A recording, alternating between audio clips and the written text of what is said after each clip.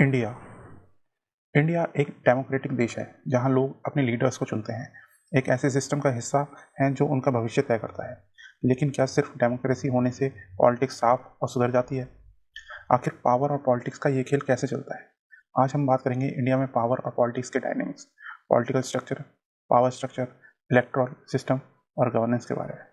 नमस्कार दोस्तों, मेरा नाम दीपक है और मार्गदर्शन में आपका स्वागत है। इंडिया एक फेडरल डेमोक्रेटिक रिपब्लिक है जिसमें 3 लेवल्स की गवर्नमेंट काम करती हैं: सेंट्रल, स्टेट और लोकल।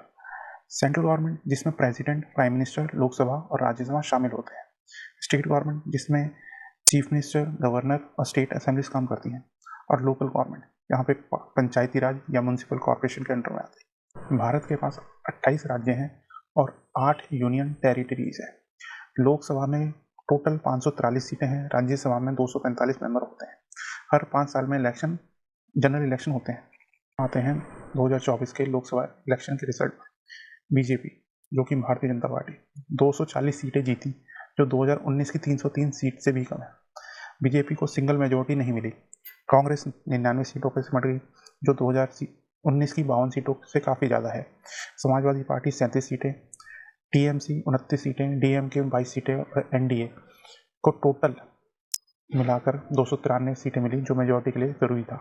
272 का आंकड़ा चाहिए होता है। Total registered voter 97 crore, total voting turnout 64.64%, women voters 48.62%, जो अब तक का हाईएस्ट फीमेल पार्टिसिपेशन है। फर्स्ट टाइम वोटर्स 1.8 करोड़, जो नए यूथ एम्पावरमेंट को दिखाता है। अब इसमें बदला क्या? बीजेपी की सीट्स कम हुई, जो दिखता है कि लोग एक स्ट्रांग ऑपोजिशन चाहते हैं। कांग्रेस ने अपनी स्ट्रेंथ बढ़ाई, जो एक कॉम्पिटिटिव पॉलिटिकल फ्यूचर का सिग्नल है। रीजनल पार्टीज के रोल और स्ट्रांग हो गए, जो कोalition गवर्नमेंट को वापस ला सकते हैं। भारत का इलेक्शन सिस्टम डेमोक्रेटिक है, लेकिन इसमें कई चैलेंजेस भी हैं। इसमें सबसे बड़ा चीज़ है मनी, पैसा। पैसा पॉलिटिक्स में पावर की तरह काम करता है। ADR, association for democratic reforms के मुताबिक 2024 के इलेक्शन में 56% एमपीज करोड़पति हैं। पॉलिटिकल पार्टीज इलेक्शन कैंपेन पर हजारों करोड़ खर्च करती हैं। इलेक्टोरल बॉन्ड का मिसयूज हुआ है, जिसमें एनोनिमस फंडिंग हुई है। 2024 के इलेक्शन में 43% एमपीज के अगेंस्ट क्रिमिनल केसेस हैं। बहुत सारे कैंडिडेट्स पर करप्शन, मनी लॉन्ड्रिंग और वायलेंट क्राइम्स के चार्जेस हैं। कास्ट और रिलीजन के नाम पर अभी भी बहुत सारा इलेक्शन कैंपेन चलाया गया है।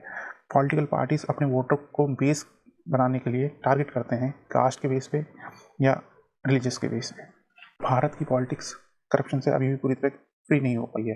कुछ बड़े पॉलिटिकल स्कैम्स पहले ही हो चुके हैं, जैसे 2G स्पेक्ट्रम स्कैम 1,76,000 करोड़ का, कोल स्कैम 1,86,000 करोड़ का, व्यापम स्कैम जिसमें एजुकेशन और जॉब्स का फ्रॉड हुआ था, इलेक्टोरल बॉन्ड स्कैम, ये रीसेंट स्कैम जिसमें पता चला 16,000 करोड़ से ज़्यादा का अमाउंट एनोनिमस डोनेशन के थ्रू आया, पर इसका पता नहीं चला। इससे असर क्या पड़ता है?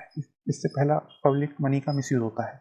दूसरा, डेवलपमेंट प्रोजेक्ट डिले हो जाते हैं। तीसरा, लोगों का डेमोक्रेसी पर ट्रस्ट कम होता है। आज मीडिया सिर्फ एक न्यूज़ प्रोवाइडर नहीं है, एक पावर टूल भी बन चुका है। इनका अगर काम करने का तरीका सही रहे तो इनसे कुछ अच्छे काम भी कर सकते हैं, जैसे पॉलिटिकल अवेयरनेस को फैला सकते हैं, इलेक्शन में डिबेट्स करवा सकते हैं, गवर्नमेंट की अकाउंटेबिलिटी सेट करवा सकते हैं, इन्वेस्टिगेट जर्नलिज्म से स्कैम एक्सपोज हो सकते हैं। पर ऐसा होता नहीं है, ना ही ऐसा दिखाई देता है। हो क्या रहा है? पेड न्यूज़ और बायस रिपोर्टिंग डेमोक्रेसी को वीक करती है। फेक न्यूज़ और मिस इन्फॉर्मेशन इलेक्शन रिजल्ट का इम्पैक्ट करती है। सोशल मीडिया मैनिपुलेशन से वोटर माइंडसेट कंट्रोल होता है। इंडिया का प्रेस फ्रीडम इंडेक्स रैंक 161 है 180 कंट्री में। 2024 के इलेक्शन में सोशल मीडिया पॉलिटिकल एड्स पर 12,000 करोड़ से ज़्यादा खर्चा हुआ। आगे क्या होने वाला है? इंडियन पॉलिटिक्स का फ्यूचर अब भी डायनेमिक है या अनसर्टेन है? इलेक्शन फंडिंग ट्रांसपेरेंसी बहुत ज़रूरी है। इलेक्टोरल बॉन्ड्स का फुल ऑडिट होना चाहिए।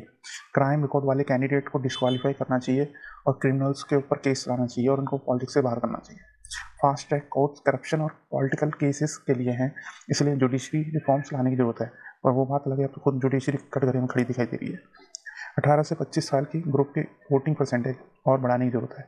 यूथ पार्टिसिपेशन ज़्यादा से ज़्यादा होना चाहिए। इंडिया में 60 करोड़ से ज़्यादा यूथ वोटर्स हैं, लेकिन वोटर परसेंटेज सिर्फ 40 to 50% है। पॉलिटिक्स सिर्फ एक कुर्सी की लड़ाई नहीं है, बल्कि एक जिम्मेदारी है। अगर हम सुधार चाहते हैं तो सिर्फ क्रिटिसाइज करने से कुछ नहीं होगा। हमें एजुकेट करना होगा। एक बेहतर भारत के लिए हमें अवेयर और इन्फॉर्म्ड सिटीजन बनना होगा। अगर ये वीडियो इन्फॉर्मेटिव लगी तो लाइक करें, शेयर करें और चैनल को सब्सक्राइब करें। धन्यवाद। जय हिंद।